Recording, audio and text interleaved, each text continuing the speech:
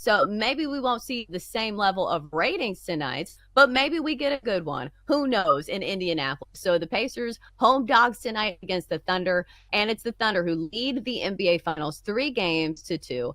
Thunderland 6.5, total of 221.5. So the big storyline for this one is, what do we get from Tyrese Haliburton? Because right now it's looking like he has a calf strain. He has said, and he has communicated this very bluntly and clearly, that if he can play at all, if he can walk, he wants to be out on the court, because obviously it could be the final game of the NBA Finals. Like, this is moments where you want to be on the court, especially if you're the face of the franchise, or at least one of them. One could argue that Pascal Siakam has led the charge for the Pacers as well. But Jenks, this is a pretty big question mark. So from a standpoint of betting, do you wait on more news to come out? Do you think, hey, we're not going to hear about this until game time? Is this a game you want to bet, or is there a way to take advantage of this news? Yeah. How do you do this from a betting standpoint? Well, I definitely don't want to bet this game because I'm not quite sure what is going to happen. And we battle this during the regular season when these injury reports come out and so is probable or questionable. And you're like, well, obviously one player in your starting lineup can make a massive difference when it comes to the spread in the NBA, particularly when you're talking about a player like Tyrese Haliburton. So I honestly would probably lay it with the Thunder. If you can read between the lines here, when someone asks Tyrese Haliburton, are you going to play? And he says, it depends on who you ask. It's like, but you're the one with the calf injury. Can't you give us an idea of how you're feeling? I think what it sounds like, and Rick Carlisle was saying, yeah, he went through our walkthrough, but he didn't run or really participate in full. I don't think you need a mind reader to know that even if Tyrese Haliburton does play, then he's going to be severely limited.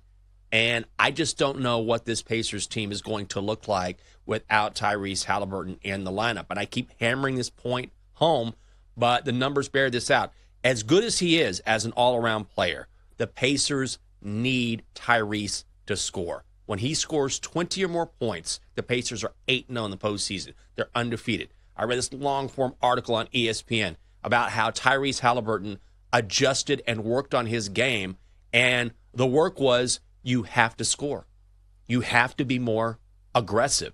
And he himself said, which I thought was an interesting quote, sometimes being selfish is not being aggressive enough and not scoring because you're not helping your team. And he has the ability to do that. When you have as many scores as the Thunder do in so many different ways they can beat you, he's got to be able to score. And what happened when he was banged up in Game 5?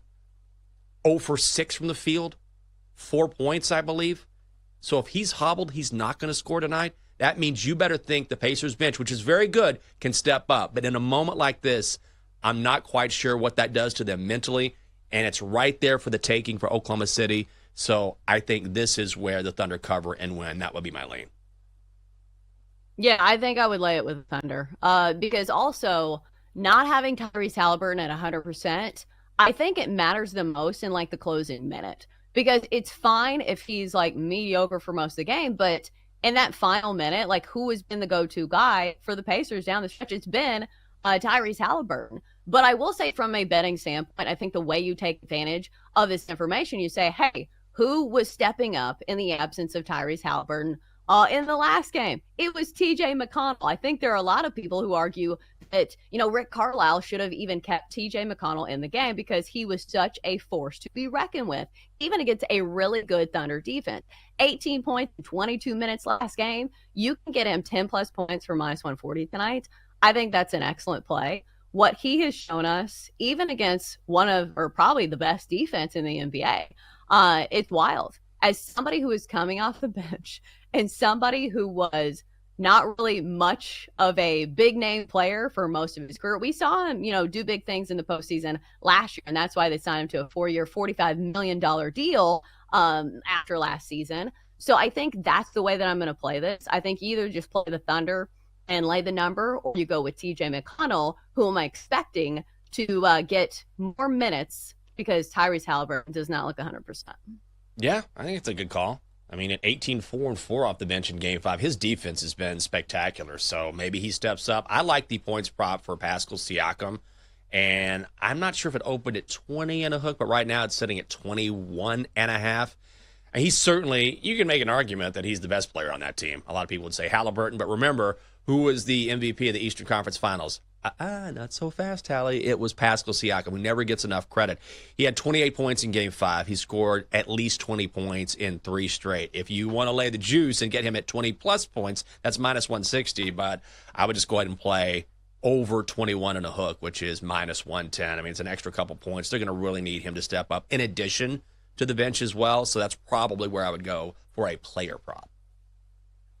Do we think this total is correlated to a side? Because usually it has been. It's been, okay, if it is a lower scoring affair, these are not the games that the Pacers are going to win. Like throughout the postseason, I think they're undefeated when they score at least 110 points. So I think especially without Tyrese Haliburton providing some sort of a scoring punch, I think I would lean towards the under. And Jenks, this is usually a theme when it comes to elimination games across most sports, just because things kind of clamp up. I would say, if there's any two teams that maybe hit the over despite it being an elimination game, maybe it's these two teams, because we know they love to push the pace. And I'm interested to see how aggressive Oklahoma City is, because we know the book on the Pacers is that you cannot let them hang around. So I would imagine if Oklahoma City can keep their foot on the gas pedal, that they surely will. But do you have a feeling on this total at 221.5, kind of sitting there right in the middle? Do you like anything here? I sort of feel like the under is the right call. I think you're on the right track here. So, I mean, you nailed it.